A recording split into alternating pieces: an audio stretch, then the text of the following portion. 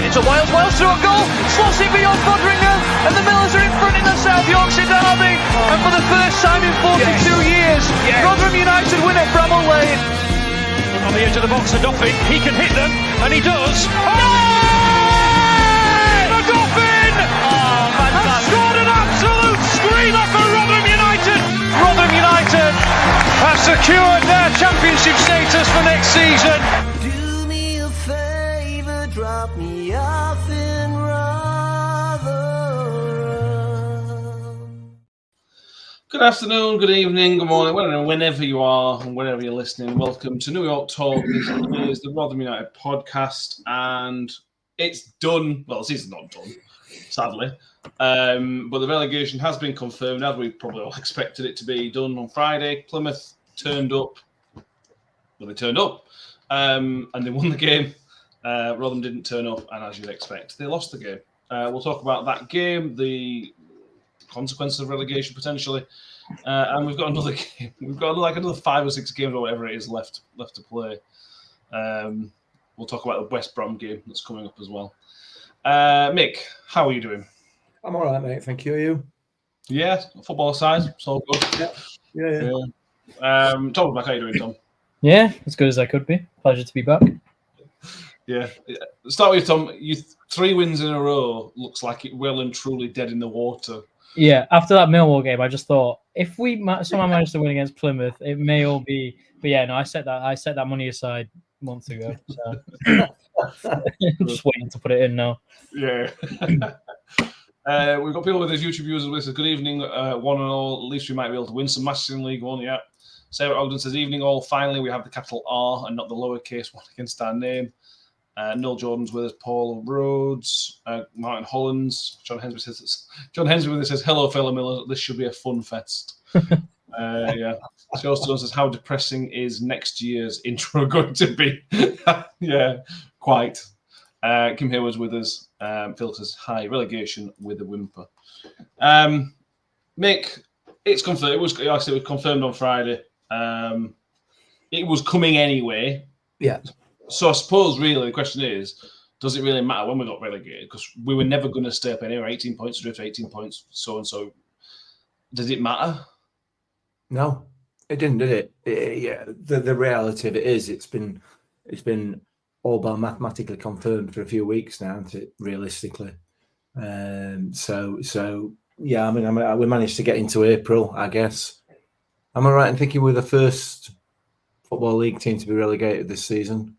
Yes, Carlisle are now relegated, but the week before them, we ran Carlisle close, but thanks to Sky, they managed to make us the first. Which, you know, whatever. Yeah, we just again, like that's just been said in the comments there. Realistically, this is not going to be much of a fun fest, is it?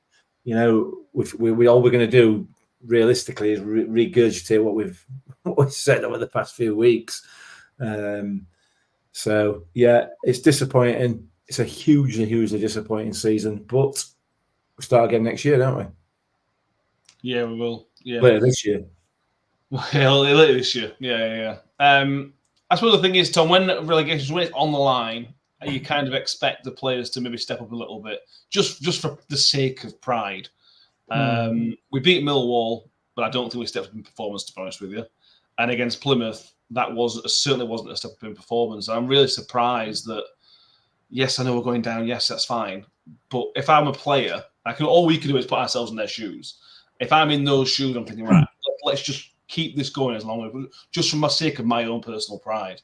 And I don't really get the performances from the players because it's just literally the same thing week after week. Yeah, definitely. But I think that's the most disappointing thing. I think if we went out and actually played and took it to him and lost, you know, anywhere between 3-0 and 3-2, I think everyone would have accepted it as long as if it was attacking football. But to lose 1-0 and have, I couldn't tell you a single chance that we made. I mean, Revan had a few pot shots, but it's nothing. Yeah. It's nothing serious, is it? And it's just pathetic. But you say, you know, you look at the team and whatnot, and you think that on a psychological perspective, they all may want to be there and might want to actually play. But if you look at Rathbone's interview on Sky afterwards, they were defeated months ago. They listed. She asked him, "What is it that went wrong this season, and he goes, "We've got the worst budget, the worst training ground. We've got loads of injuries." He was ready. He was ready for that question for the past 3 months, and I reckon any one of them could have stepped out and said the exact same thing, because he's meant to be our talisman and our leader. But, you know, you're looking at Morrison, him, and Victor for the three kind of leaders in the dressing room based on captaincy. He's our vice captain, and he's coming out with that, and it's just, yeah. I mean, you know, I don't think he said anything wrong. I don't think he said anything that was abhorrent. But in terms of, you know, he was defeated months ago, and if he's defeated, then the rest of them would have been defeated at the start of the year, and it's inevitable. So when you say you expect a performance, you do, but psychology just got the better of him. Yeah, I think so. Matt the Miller says a shambolic excuse of a team dropped out of the division without even a whimper. They're a betrayal of a proud town by a club that's supposed to stand forward for the battle and not run away.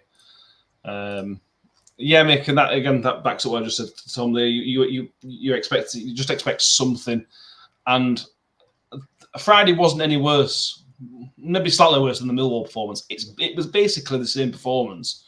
The difference was you had a team who Plymouth stepped forward. They needed to win that game. They needed a positive result because of their relegation circumstances. So they stepped up. They weren't outstanding, and it wasn't a very good game. But they were the ones willing to be countered and try and fight for survival. We just played like it was again. It had that pre-season feel, that Papa John's Trophy feel about it again. I just don't get it at all. No, I don't. It's really difficult, and I've seen what Ollie Rathbone said there in his post-match, and I don't agree with it. I don't like it. I think it's an excuse. Yeah. It's not a reason it's not a reason for the way that this team performed. Just because we've got the lowest budget, why does that affect the way that they perform on the pitch? Yeah, I accept that the training facilities aren't great. That should spur them on even more to perform better. Should have more determination. They should have more fight than that. And it's really disappointing. And we've talked about it many times this season as to why that fight and that determination is not there. And it can only come from two places, really, from the way that they've been managed and coached, and the psychological effect of losing every week. A combination of both those things. All the other stuff is just peripheral to what's happening. Yes, the facilities are crap. We all know that. We've talked about that many times, you know, and it is inexcusable, and it's not good enough from the club. But it's not a reason not to put the effort in on the pitch. Absolutely not. So, you know, the fact that we've got the lowest budget in the division is not a reason for not putting the effort in on the pitch. It's not an excuse for it whatsoever. So I accept that there may be contributory factors as to the reasons these performances have been put forward, but there's not the actual fundamental reason behind it. I don't know what that is. I suspect the tenure of Matt Taylor at this football club has had a significant effect on the mentality of the players. I don't think Liam Richardson has been capable, or however you want to describe it, of turning that around. We don't know how big the personalities are in that dressing room. The personalities who are the ones who are unwilling to put the effort in, how much impact they have on others. We know that there are players in that dressing room who are capable of putting the performances in and have, but they are few and far between. But to say that we've got lowest budget and we've got a crap training ground as a reason why, it's not the only reason. It's peripheral to you know, why we perform like we have, and it's a bit poor, really. You need to be standing on. If it's me, I'm standing on and saying, yeah, I've not been good enough. I've not been able to motivate everybody else as well. We're just completely, you know, a shambles mentally, and that's the main reason why we are where we are. Yeah, make excuses. I agree. It's when you put into perspective when Warren came out and said he only signs nice people. He goes through like a grueling process, and then when he left, everyone was, you know, we were bringing in these kind of players who we weren't really looking at them as a person and bringing them in based on their football ability, and it puts into perspective the kind of what Warren was trying to create in a culture sense. He was trying to bring in people that you could get behind as a fan base, and outside of football, they were good people. They were honest, hardworking. If it wasn't going well for them, they still tried. They were still, and it's so clear that ethos went out as soon as Taylor came in. And fair play. He's tried to bring in players of quality. With you look at the squad. Over half of them have never played below championship level before, and then you look at how their personalities and whatnot come to the fray because they're playing poorly. That's when the personalities matter. And we were always going to be at a stage of the season where we weren't going to play well. Happened last season, happened season before. It always happens. So that's when your personalities come through, and they just weren't. They weren't there. None of them were there. Richardson last week said Revan, he was delighted that he got his goal and whatnot because he was one of the few players that's made himself available. And come on, if a lone player, a lone left back from Aston Villa is a 20-year-old, is making himself available over your late 20, early 30s who've been around and stuff, then what chance have you got? Yeah, I agree. Goodbus says Taylor had the biggest budget. This budget we've got now, sorry, I'm saying it's lowest thing. It's one of the biggest budget this club's ever had in terms of wages. Look at the wages we'll be paying for Hugo, for Cafu, for players like that. These are wages we've probably not paid in a very, very long time. Plus the money spent on Tihi and Nombe as well. It's all right saying that. We've spent more money this season than we've ever done before.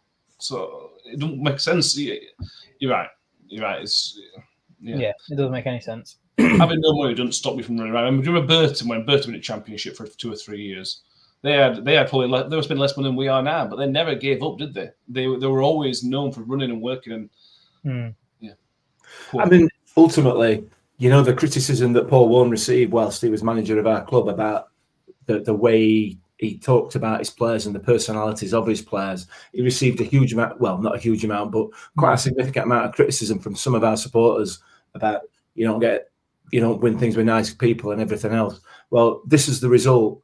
This season is the result of just trying to buy, in our own small way, buy your way back into the championship with players who've got the experience. They might have the experience, but they haven't got the will. They haven't got the desire. They haven't got this club at heart. How many times have we seen that at Ipswich and Sunderland when they went down to League One, when they signed championship players? We see it time and time again, don't we? At clubs across the league. So, it just puts into perspective the job that Warney did when he was with us in terms of the type of people that he bought, the type of players that he bought, and the culture he tried to instill in the club. Matt Taylor came in and tried to alter that culture, whether it did for the better or otherwise. I'm not, what I mean? He tried to alter that culture, and that has put us where we are now. Yeah, definitely. Yeah. A couple of we know the wages. We obviously don't know the figures, but you can guess that John Hughes is a high money. Cafu won't be on $3,000 a week. Eves won't be on cheap. White's rumoured to be $10K a week, but again, we probably won't be paying all of that. Some Klukas won't be on a few quid a week. There's players in Ireland wouldn't have been cheap either. They wouldn't have been on cheap money basically. Harry asked the question: is it possible to? If he talks about a fans forum or getting somebody with on here? We'll see what happens in the summer. Fans forum are notoriously difficult because things go a bit crazy. Look at the Sheffield Wednesday fans forum with Chancery. They're absolute chaos because you just get different things. But having said that, we would like, it's always good as fans to hear from the hierarchy and things such as that. Let's talk about the game, Tom, briefly. Sorry, mate. The goal itself. The goal itself, I feel bad because Revan's made a big mistake. He's misjudged it, and to be fair, and be honest, Victor will probably have a go at himself because he's been beat at the near post, which you never want to do. Sometimes it's inevitable, but this is the symptom of playing a left wing back at right wing back. The body shape's completely wrong, which means he's second guessing everything that he's doing, which is the misjudge. And yeah, it was just a poor game in general. It was our own fault that they got in and got that goal. Yeah, I mean, first things first. Like it was, their £2 million signings, and it was a great ball from Whitaker and a great touch and finish from Mumba, and like they've invested their money really wisely in them too. I think them, really good players, obviously, but yeah, it's criminal at back post, and it's something that Dexter would get caught out for time and time again all season. Our fullbacks have been an issue all season, and Revan's been one of the shining lights in a really dark season for us. But he's young, which makes it not acceptable, but excusable, and he's playing on the wrong side again, makes it excusable, not acceptable. But it's basically not acceptable. It's you can't be caught out like that, and you definitely can't with the quality that he had behind him and the space that he had behind him. It's so difficult, but it's a tough one. You can't really blame it on him on the night, and for the past 4 or 5 games, he's been the only person with a bit of bravery to actually get on the ball and do something. Going forward, he did it in second half as well, didn't he?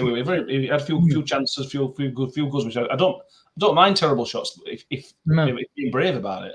Yeah. If he has 5 terrible shots in a game, who knows? The 6th one might just fly in. Who knows?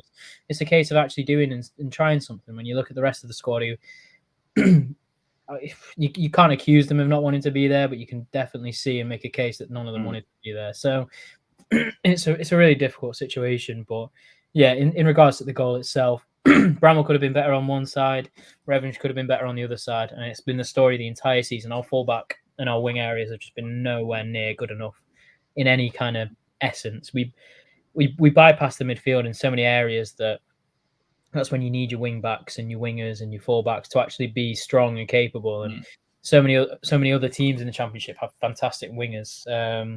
Somerville and Mavadidi have carried Leicester and Leeds through some really tough games. So in those sorts of situations, your fullback areas need to be really strong, and it hasn't been all season. We had Bramall and Dexter starting the season, which looked fine on paper, but defensively they get caught out way too many times. And this time it was Revan, and it happens. But it's with a more experienced defender, I don't think it does happen. I think if Peltier's out there, I don't think it happens. I think even if Kioso's over on that side, it's not the same sort of scenario. So he'll learn from it, and it's something that just happens, I guess. But it's the one moment of quality in the match, and it was from Plymouth. And fantastic ball over the top. It literally just perfectly on his foot. It was, it couldn't have been better place really. So sometimes you just got to hold your hands up.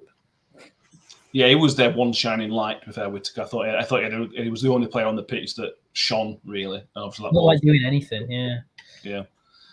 Chris Page mentions Matic played out of position a lot and adapted well. Matic was a seasoned pro by the time he came to us. Revan's style is his first season at senior football. I might be making excuses for him because I like him, but you're asking him to play out of position, which means there's big issues. And that's part of the game, Mick. Obviously, it's not just the Plymouth game, but you watch these players. I went with somebody who's not been to many games this season.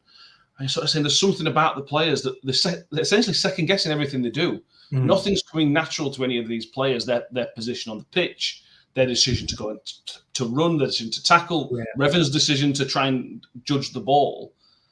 I can't understand it, because that's what training's for. To get into habits, to get into those habits, to do these kind of things. I know Roundwood's been a mess, but they've still trained at New York Stadium. The training's still been there.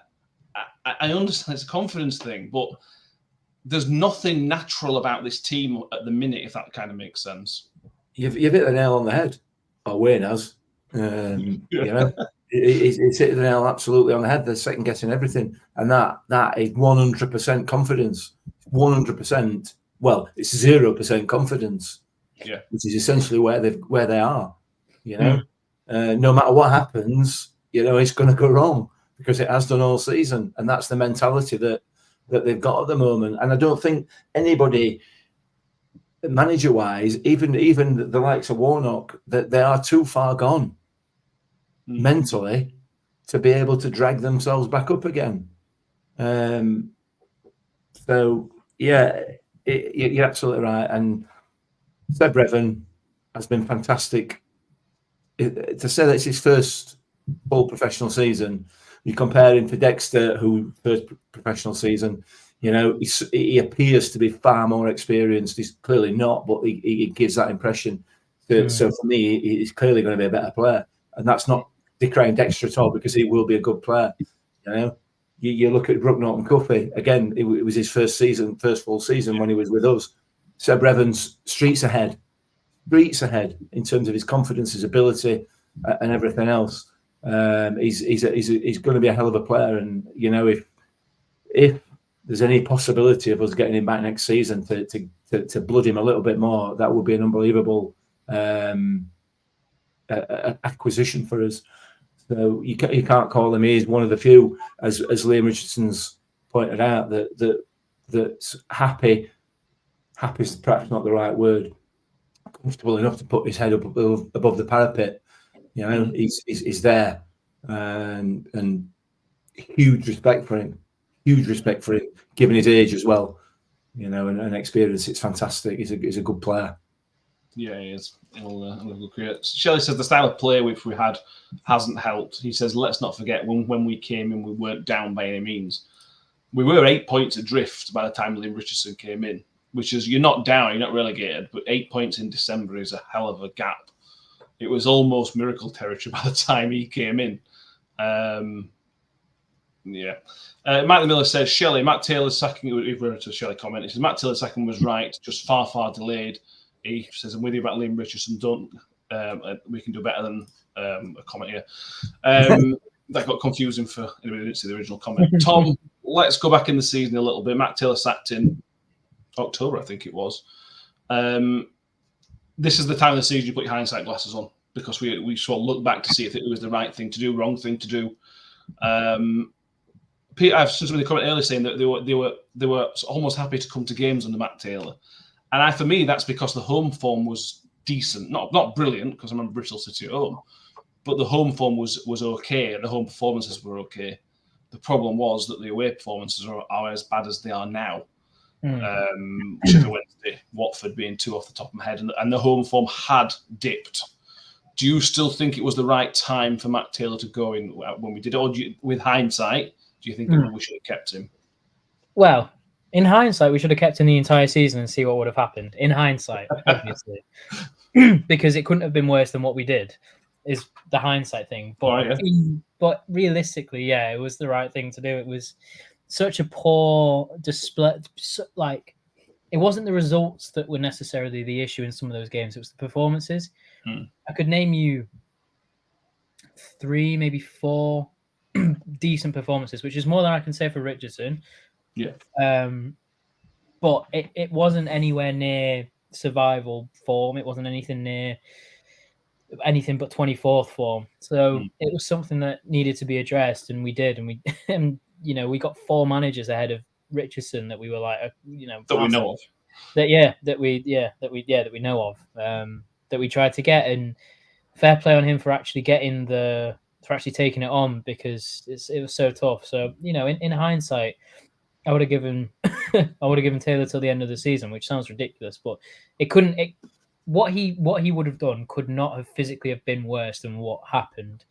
Points wise, performance wise, it could not have been worse. You would have given him a January to bring in people that he would have brought in. But it wasn't sustainable. Players were getting injured left, right, and centre. I think there was issues with the training patterns and how they trained, and it's just, and the quality of the pitches and whatnot. And then you talk about the performances on the pitch, and some of them were decent. Norwich, Blackburn, Leicester, Coventry, 4 off the top of my head there that were quite decent. And then you look at some Stoke at the first game of the season, Watford Wednesday, even some performances last season, and it was time for a change. But by then the culture had already set in, and a culture that wasn't going to be sustainable. So fair play on Richardson for actually coming in and taking it, which everyone says that they want him gone, and I completely understand that and completely gather that. But who the hell do you bring in? Because who you want to bring in, who you can bring in, and who actually wants to come are 3 completely different things. And whilst we have Richardson, who 2 seasons ago won League One Manager of the Season against who came top, a Wigan team that came top against probably one of the best performing Rotherham teams that we've had in 10 years. Like, there's no better manager for League One. And we just give him till Christmas at least, give him till Jan, just something like that. Because to say that you want him out now based on performances that, if we look at it in the hindsight, whatever you want to call it, players are at fault. Richardson can do all he wants in the back, motivate them, do whatever. He's not had a training pitch to go on. I know, Mick, you're saying it's not an excuse, but for him as a manager, he's not had a training pitch to go on. He's had players who clearly don't want to play. He's had injuries where players are making themselves unavailable. He's had, it's all very, you can't really say that he's had a fair crack at it. And like I said, there's these three different things. Who do you want? People may say Evans, people might say Paul Heckingbottom, someone said in the comments, who you can have, who you can physically get on a, wage potential, and who actually wants to come, like who genuinely wants to come to a dissolving, plummeting club, not even just a team. In the summer, half the team's gone. Yeah, you can say that it's a fresh start, but why not give that to a manager who's already here, brought in his own staff? I just, it's just, I think all these talks of Richardson out, I completely understand the performances are not acceptable in the slightest, but some of that is down to him. Most of that is down to the players, because we were seeing performances like this under Taylor, and you get to a point where you see them under Warne, but consistently we've been poor. But it's difficult. There's no pattern of play, and there's no tactic behind Richardson, and this, that, and the other. But he can only do so much with what he was given, and he came out and immediately said, yeah, the players I want to get next season are players who are going to run, who are hungry, this, that, and the other. Clearly not what we have this season. So you just got to give him time. I reiterate, I completely understand why people don't want him here. But for me, I don't see where else we go from here. Yeah. I think, Mick, had we kept Matt Taylor, I think we would have still gone down. I think we would have got more points than we have now. But I still think it probably would have been in the 30s at best, because I think, as Tom mentioned, and a few people in the comments have mentioned, the rot had set in by that Watford game. Yeah. The rot was there. We were all, I would say 90% of fans were kind of, right, this is the right time to do it. And it would have taken somebody with incredible man management to kind of turn that around. I don't think Liam Richardson seems like the kind of guy who needs his own players. Now, not every manager's like that. Warnock can come in and do it with somebody else's players. To use a current example, Danny Rowe's done it at Sheffield Wednesday. They're not his players, but he's been able to do it. I think Liam Richardson needs his own people and his own sort of people to back him up, kind of thing. So I don't think, realistically, I don't think we could have brought anybody else in, bearing in mind who rejected us, to do it. So I think it was either way, we would have gone down for me. I think because at that point, with hindsight, it just, everything felt a bit rotten at the time. When the Sheffield Wednesday game and then the Watford game, it just felt rotten. Yeah, absolutely. And we'd have had bigger away defeats than we've had since, I think. We picked up a couple of points on the road at Blackburn and at Blackburn.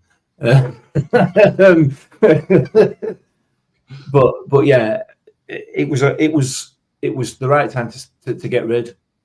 But and we said this at the time, have a plan. Yeah. At least have a plan. And we didn't have a plan. We didn't. And this is where the problems run deeper, within the club, and why the changes that have been made in terms of Rob Scott and everything else have been done to try and prevent that sort of thing happening again in the future, I guess. We don't know at that stage, but I wouldn't have kept him. Absolutely not. Absolutely not. The performances this season, particularly away from home under Matt Taylor, were precisely the same performances that we had after the World Cup last season, and it was horrible. It was horrible, and it was as bad as it is now, or it has been over the last few games, in my opinion. We look at Millwall this season. That 3-0 away at Millwall were as bad as any performance this season. As bad as any of the 5-0, that 3-0 at Millwall this season. It was dreadful, wasn't it? Yeah, absolutely. So, and Watford, Sheffield Wednesday, the Sheffield Wednesday performance was so bad, it got to the point where it was almost funny. Yeah. It was embarrassingly bad. And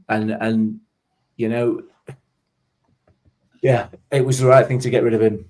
I wouldn't have kept him under any circumstances. There were too many red flags, and people have mentioned it in the comments, and it's been mentioned on social media. The exit of Richard Wood was one of the first red flags that perhaps went under the radar a little bit for us, certainly on here on this podcast at the time. But looking back at it now, that wasn't a great look. So, I think it was the right decision. The recruitment process was embarrassing, as we've covered over the course of those 6 years that it took us to appoint somebody. It felt like, and then along comes Liam Richardson, who clearly, as far as the powers that be at Rotherham United were concerned, was bottom of the list. He gets the job, and he's working with one hand tied behind his back in terms of facilities, which again we've covered, and then some of the players tie the other hand behind his back, just for good measure. I know people want to blame him. Everybody's got to. We've got to have somebody to blame for the situation we find ourselves in, and I don't think there's any one individual that should shoulder the blame for it all. There's quite a number of people, and us as supporters to a degree as well. We've not backed the team at the ground this season at all. It's a small bit. It's tiny, but it's just another indication, that things aren't right. So I feel for Liam Richardson. I feel for him a lot, and I am certainly not in the Richardson out camp at the moment. Absolutely not. So I don't know whether any of that was answered any of your question, but I think so. Oh, nice. Brilliant. That's a bonus. Shelley says, in reference to Liam Richardson, you come in and stamp your authority. You can't tell me that the players are ignoring him and doing what they want. I'll be honest with you, Shelley. Yeah. That's basically what I'm saying. Yeah. You look at video at half time on Friday. You're kicking bottles around. It was fuming. Yeah. In all of them, and you see them walking still. That is literally what's happening. He is literally talking. He is literally telling the players what to do, and they are ignoring him. I watched it on Sky because I'm in Bristol at the minute, and you could hear Richardson telling players to do certain things, and then looking at them on the pitch and doing almost the opposite. It was baffling. It genuinely felt like a man who lost control. Maybe isn't the word, but had no one, just a worker with no tools. There was nothing he could physically do unless he physically got on the pitch and started, doing stuff. Unless he makes a scene in the dressing room, makes an example of someone, and then it turns completely toxic.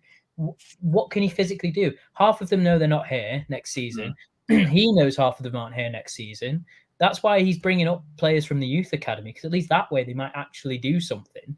It's such a toxic environment. Half of them, it's ridiculous. Half of them know they don't want to be here. Half of them play like they don't want to be here, and then the couple that maybe are wanting to be here, trying, your Revens, your Hacks, Victors, just aren't good enough.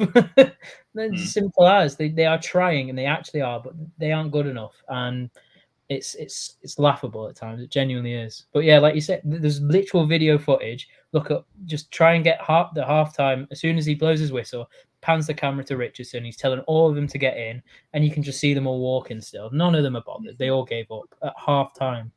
Yeah, and it's worth remembering that when he did come in, the start was all right. You remember the Plymouth game, which we were very, very unlucky not to pick up anything for. And then over the Christmas period, we had Leicester, Sunderland, Middlesbrough, and Blackburn picked up 5 points. That's a good Christmas period. That's an okay start to your reign. and then something's just gone wrong. I don't know what's gone wrong in January, but that start wasn't terrible from Liam Richardson. And there were shoots and signs of something. I mean, that Plymouth game, I really enjoyed our performance of that Plymouth game. I thought we were really over the away game. Obviously, this one less better. But in terms of our performance, go on. Ipswich away. That was the best 45 second half minutes that we've probably played all season. Matt Taylor, included. When they try, they are decent. They're in the face. Bit of quality to end it with. We should have just based it off that. Sorry, I didn't mean to. No, you're right, mate. You're right. Yeah. Wayne says, man for man, there was very little difference between Rotherham and Plymouth. The difference was mentality. He says he was amazed on Friday by the body language of the players when they got into the Plymouth half. Yeah, that's accurate. Yeah. Usually says on Matt Taylor, the Owls game was the last straw for him. Steven says the game was boring. They are pretty boring at the minute. Yeah. Chris Taylor says Ramwo was never mentioned as a problem when we got promoted 3 times. Yeah, Mick. And I wonder if that's just Paul Warne being Paul Warne, to be honest with you. Because we all know Ramwo's not just got rubbish, has it, to be fair? If it's been rubbish now, it was rubbish 6 years ago. I don't know. Yeah, I mean, that's all well and good, but have you seen weather this year? I mean, I've not been able to play golf for a lot of it, so... you know what I mean?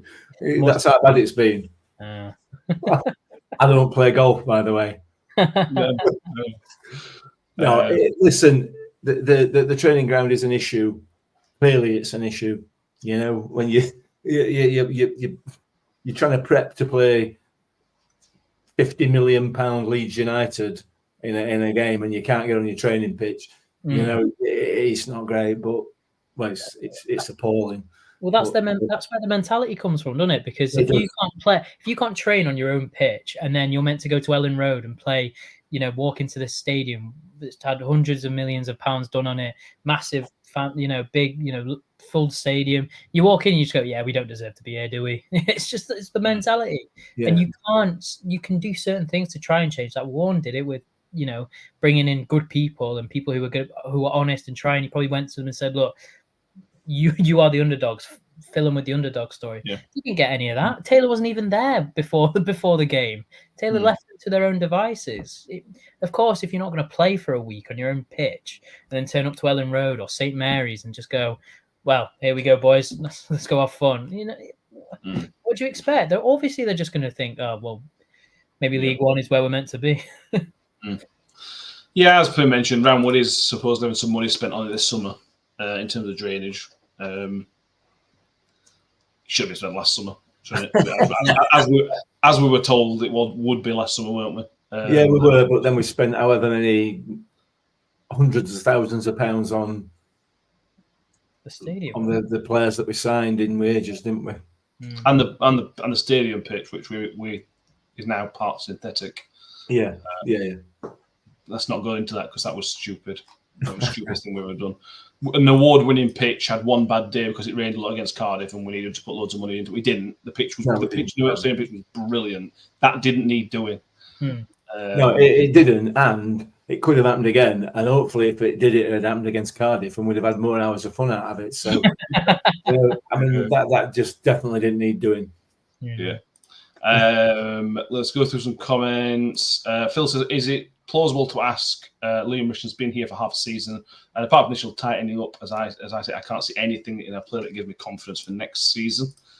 James Woodland says it was Matt Taylor's style that had been drilled into the players that shot us in the foot. Never seen such a negative team and such poor man motivated Matt Taylor. He says, I think that drilling of players then has a knock-on effect to the new manager, and January wasn't as sweet as it should have been. There is an exciting side to this, Mick, in that the summer's going to be crazy busy in terms of player signings. Now, we don't know what money's going to be there to spend. Probably not a lot of money, but we're going to need, we've mentioned this, at least 15 players. At least 15 players. That is an exciting summer. Now, the season is a different story. August is a different story. But there is something to... Matt Miller, can anybody suggest, any chefs of like looking ahead amid all this gloom?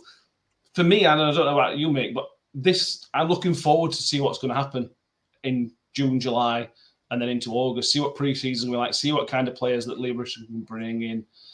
Are they going to players that we maybe have seen under Paul Warne, or is it going to be completely different to that? Is it going to be the Matt Taylor style of experienced players? I am genuinely looking forward to this summer because this season's been so bad. My wife's not, because it means there's going to be more podcasts. It does.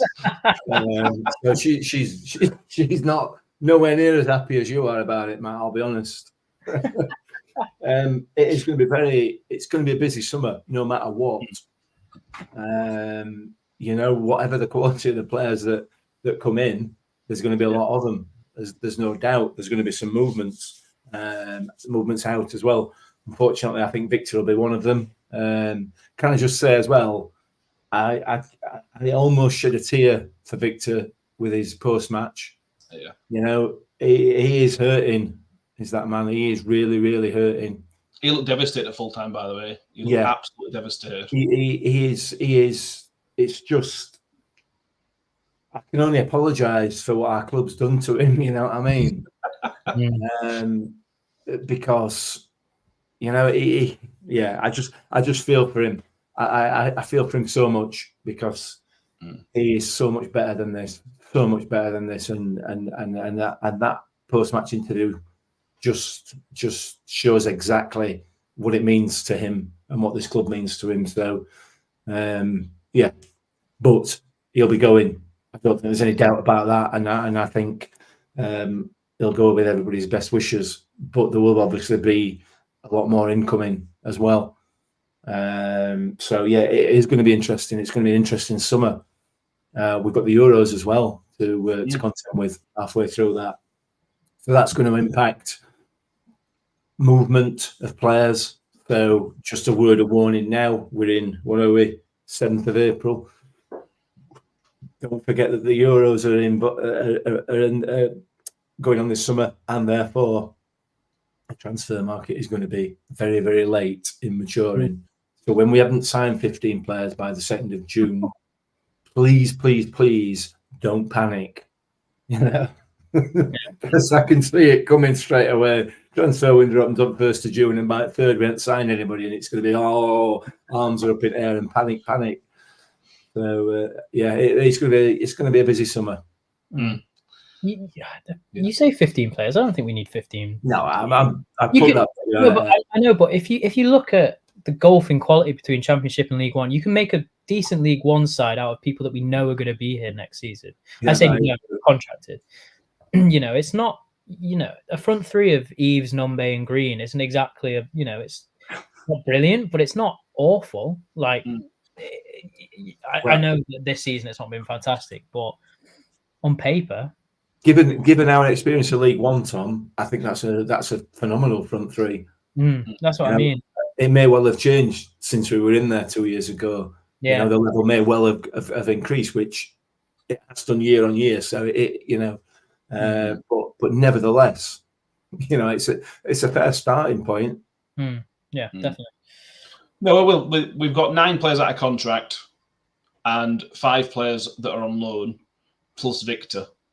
So there's at least we might know some of those out of contracts might stay, but you're only talking maybe 1 or 2 might stay. We're not going to be keeping Cafu, we're not going to be keeping Grant Hall and players such as that. And then is Hacks going to stay? And if we get an offer from a Championship club, is Hacks going to stay because he might want another crack? If Cam Humphreys is somebody going to come and pay some money for Cam Humphreys, and is he going to?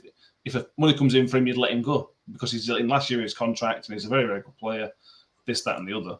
So I think in the end it will be around 15 we need. Obviously that includes I think we'll make five full loans. Yeah. I think we'll do the full loan quota as well. But and don't forget that neither Cam Humphreys nor Hakeem Adofin deserve to be going down to League One. That's it. That's not. They don't deserve it. But you don't get what you deserve in life sometimes, do you? So I'd do like to keep both of them, quite frankly, and offer them whatever it takes to keep them because they'd be invaluable next season. They are 2 fantastic footballers. It's quite interesting that Leibrecht talked about offering contracts to Ollie Rathbone and Adofin, which is understandable. Cam Humphreys is in exactly the same situation, but there's been no. Well, he's got another year. Yeah, but he's not got. I got the extension. It's not the extension. Ollie and Hacks wait. are extensions, aren't they? Yeah, but when we extend them, they'll be in the same boat as Cam Humphreys because they'll have another year on the contract. I think the way that the question was phrased to Richardson is, what are you going to do about the contract extensions? And he was like, well, we want them to stay on another year, but we'll probably offer them longer term. So I don't think it was a case of, we're just looking at those two longer term. I think it's just a case of phrasing of questions. I think if they would have said, who are you planning on offering contracts to, he would have listed them. Yeah. I don't know how many, actually. Yeah. Matt Miller says, what about the Mrs. Mick as a new manager for the Rotherham United? I'll put it to her. I'll put it to her. I don't know. I'll ask. I'll come back to you, Mike. Give me a minute. Yeah, there's Kyoso as well. Kyoso might not be here. If Pretty would go up and fancy chucking £1 million our way, Kyoso's not going to be here. Yeah. As another player who we might have to replace. Sam Davis is looking forward to see who's going to come from the Holland trips. Yeah, Rob Scott's in Holland at the minute, scouting games. He's put on his LinkedIn page. I think it's LinkedIn. I think it was. Very weird place to put it, but fair enough. Yeah. Any issues with that, Mick? Being put out on his LinkedIn and public? Well, it's a bit of communication from somebody high up at the club about what's happening. So I suppose we can't complain about it, but we've complained about that not happening. So, it's not, is it? You want to go? It's not, is it? What? It's not communication from the club. It's communication to his LinkedIn page, which nobody has access to. Because most cases have to connect with somebody to view their details. Yeah. Anyway. I don't know. Let's find something to moan about it. Whatever. Always. Listen, can we not take the positive out of it, like Mike said earlier on? Yeah. Our head of recruitment is out in Europe looking at recruiting. I mean, big news, breaking news. Man does his job. Okay, fair enough. Yeah. To be fair, we've been asking for this for years. Well, fans have been asking for this for years to look on the continent for players. Let's see what happens. Which just says, is Rob Scott looking for the Gisbert Boss Jr.? I have to see if Gisbert Boss's kids playing for any of these teams. I'm going to say he'll have kids by now, Gisbert, assuming that he's married. Well, yeah. Woman. Okay. Right. Yeah. Sorry, apologies. He's been to loads. Jesus. Yeah. And there's another Scott that's put. Somebody's put as well. I assume it's some sort of relation to Rob Scott. Right. That's doing that as well. 3, 5, 6, 7 games he's been to so far. It's good. It's good that they're doing that. I'm sure it won't just be Holland we're looking at either. There's some great players in Europe. Belgium League. Belgium League. Where we got Cam from? Yeah, Cam Humphreys came from there. I imagine the German Bundesliga 2, the big one. We know there's some good players in Scandinavia that will be available. Arabi's not getting a game for Hammarby. I'll have him in a heartbeat. He played today. Oh. I knew that, but I was trying to. Okay. Yeah. That'll only make sense to me, Mick, and Tobias if he's watching. Yeah, that's true. You're going to enlighten the rest of us, or? It's a Hammarby striker. Yusuf Arabi is a bit of a unit and has scored a lot of goals last season. He's destined for bigger things than the Swedish top league, sadly for Hammarby. I think he's destined for better than League One as well. So, no. He needs to be blooded a little bit in the lower leagues in this country, and then he can go on to bigger things, making us millions. Yeah, that is how I see it. I like him. Anyway, because Paige mentioned about the third Liga in Germany as well. Yeah, Jack Caswell, Hacks, Newell, Miller all came from the Scottish leagues as well. Yeah. Yeah. Mrs. Mick says it's a no from her for Rotherham manager's job. That's a shame. Apologies on that. Nobody wants to take the job. There you go. Exactly. Yeah. Anything else in the Plymouth game that we need to mention? Because I just want to forget about it, to be honest with you. Yes. Did we play Plymouth? Sadly. Yeah.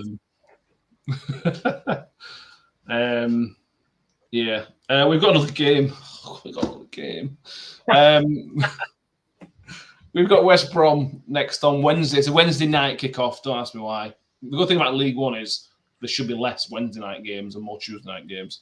But I'm pretty sure it's the last midweek game of the season against West Brom. They're still fighting to confirm playoffs. I think they probably will get the playoffs anyway.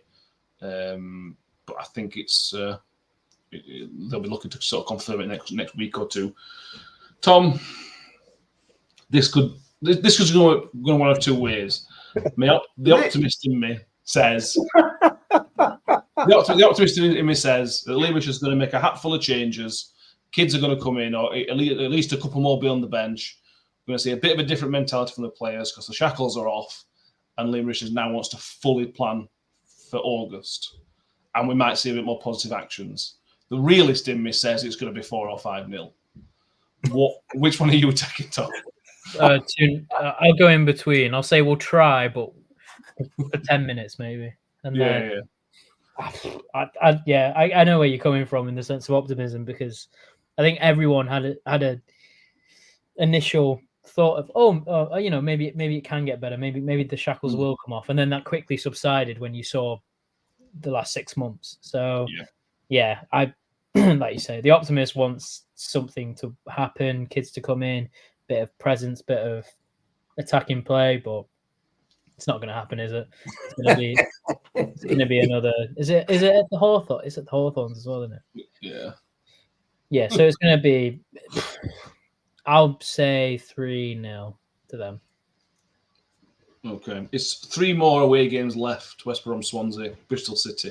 I'm going to say 50. I'm going to say 15-0 on aggregate. I didn't even hear who you said. Yeah. On the upside, Tom, you'll be able to go to one of those away games and you won't have to travel very far. I know, and I'm still contemplating not going. I know. Yeah. Oh. Miller Exco says nothing will change in the last 4 matches. I will be bored for the remaining. There's 5 left. Sorry, Miller Exco, there's 5 games left. To make it even worse for you. It's just discounted West Brom already. It's just Michael Miller says West Brom even worse, backache for Victor. Mick, I actually score prediction in it. Is there any logical part of your mind that sort of says we will see something else or positive, or is it just going to be same old as it was against Plymouth?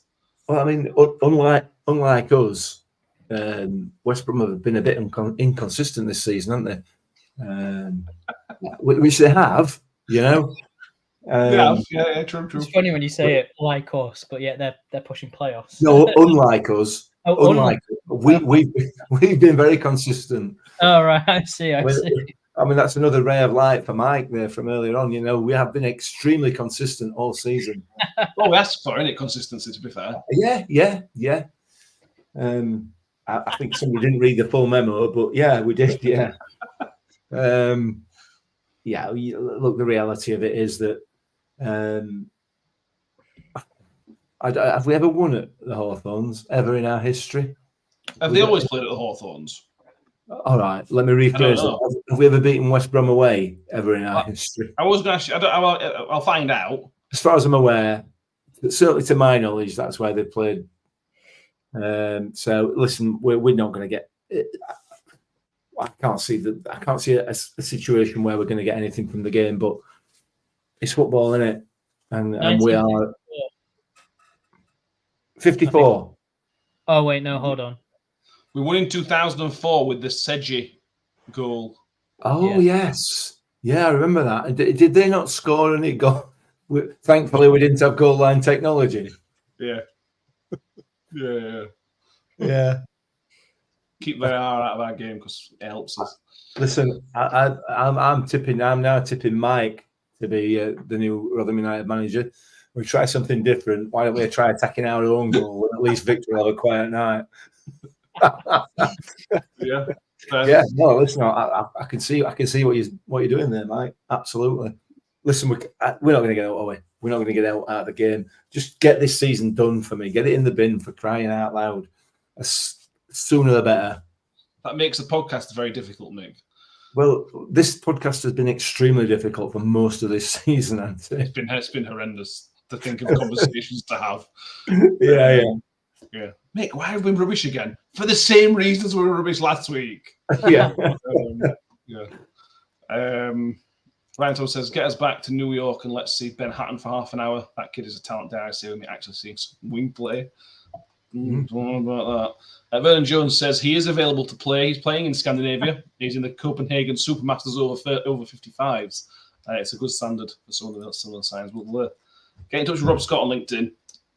Link him with Rob on LinkedIn, Vernon. You might get a chance. I just want to mention the attendance from Friday night. I know it's an automated system, but my God, no, when nearly 10,000, 9,800 was the official attendance on Friday. It was 6, I think. I think it was 6. Bear in mind, I can't see. We're in the family stand. I can't see that stand in full, but I can see the seats around me being empty. The cop was basically completely empty, or half full at best. I put this way. I'd love to know what the actual attendance was. I would love to know. I'd be so interested. I suppose we'll find out when the season ticket renewals come through, and a lot of people don't renew for next season. Yeah. Well, the anthem's died a death as well, by the way. That's just completely failed on its backside. I like the idea behind it; it's good, but it was the wrong time to bring it in. Yeah, could still work next season. Yeah, well, I think it might do. Yeah. But can we just stop with the Cliff Richard thing and just get somebody else to sing it? Lee will do it, or let Lee do it. At least, just me. No, it's too slow. The song, the version of it is far too slow. I've seen other people mention this. When you actually sing it as a fan, it's not actually a fast version, but we sing it faster than the song. So when the song starts so slow, the fans can't really carry it on because the pace is wrong. But Mike Cornell says, no matter was about 5,300. Yeah, that sounds about right, to be honest with you. Yeah. I don't know anymore. Is there any players you want to see on Wednesday, Tom? We know there's injuries, but did you want to see Ben Hatton's been on the bench once or twice? Do you want to see him thrown at the deep end, or do you just maybe keep with what we've got and let the players who are already scarred, let them keep getting scarred rather than worry a youngster?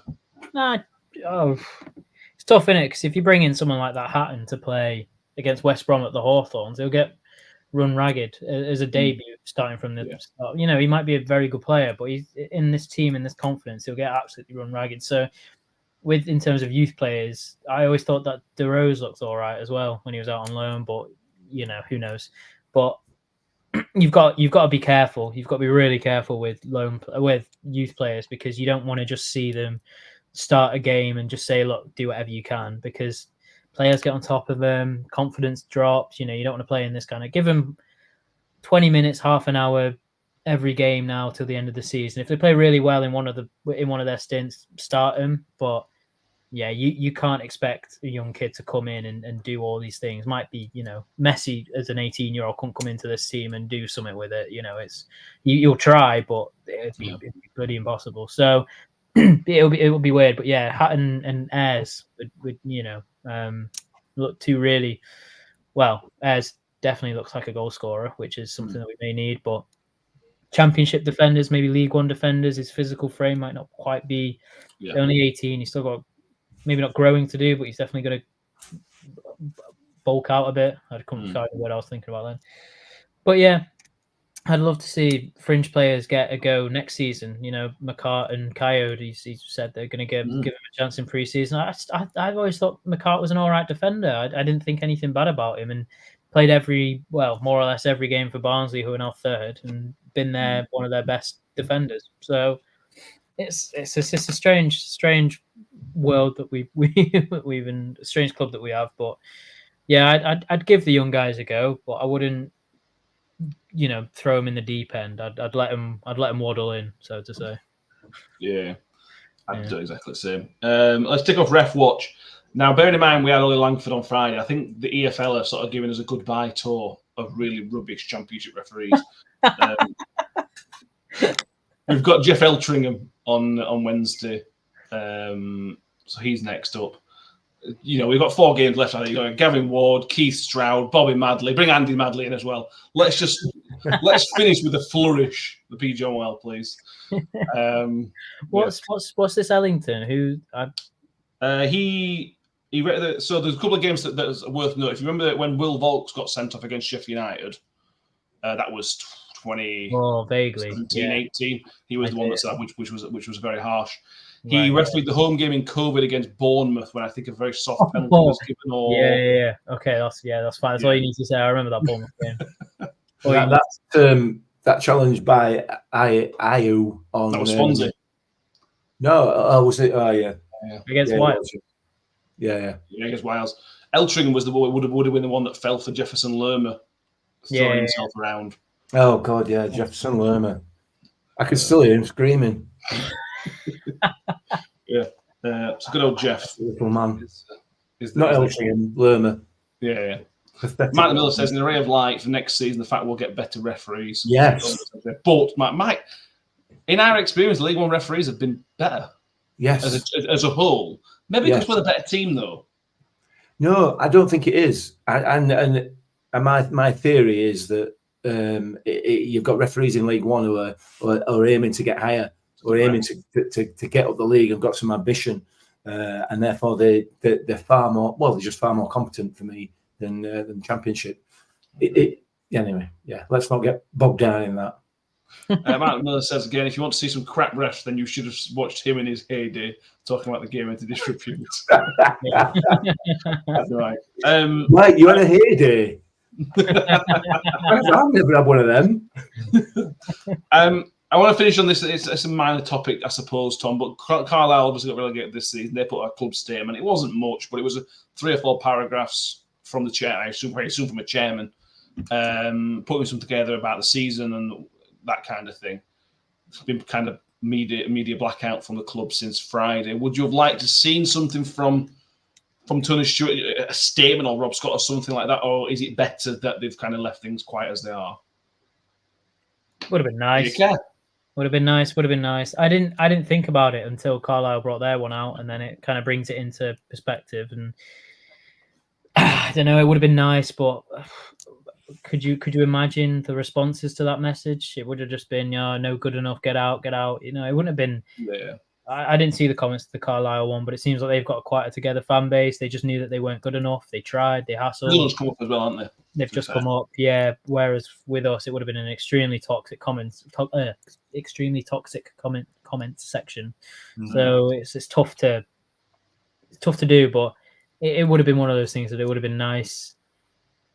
But then again, this has been coming for months and nothing's been said. They did a couple interviews in, was it December? When they confirmed Scotland. Yeah, December time, January time, something like that.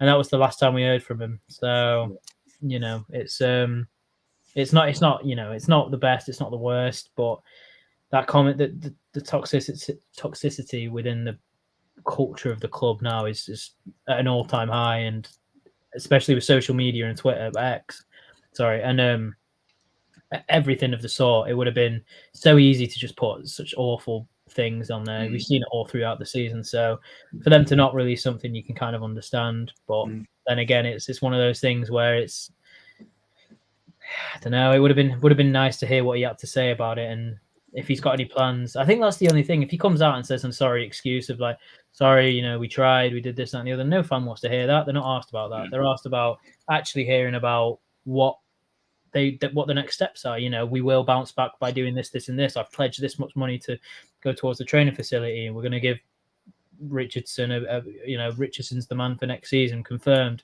This, that, and the other. It's just sort of you want next steps rather than we're sorry to all the fans that haven't who have turned up each week. We hear you and this, that, and the other. But yeah. It also, what I also think it would do is take a bit of pressure off Liam Richardson, because at the minute it's just Liam Richardson having to face up the press every few days. Mm-hmm. I do feel a bit sorry for him. It would just take a little bit of something off him, if nothing else. Josh Caswell said heard Stewart's in Mallorca. Now I don't know about this weekend, but me and Mick had to wait behind on Monday for something, and we saw Tony Stewart was definitely at the Millwall game. So I don't know. It wasn't his seat, was it? Because we looked at his seat and he weren't in his seat. Monday. On Monday, the Easter Monday Millwall game. Oh, right, yeah. I don't know about Friday. But yeah, make anything to add on this any statement, or do you reckon what Tom said? No, I agree with what Tom says. I think it'd be pointless putting anything out because you just get slated. And to be honest with you, even putting something out that Tom mentioned there about, we're going to do this, that, and the other, you still got slated.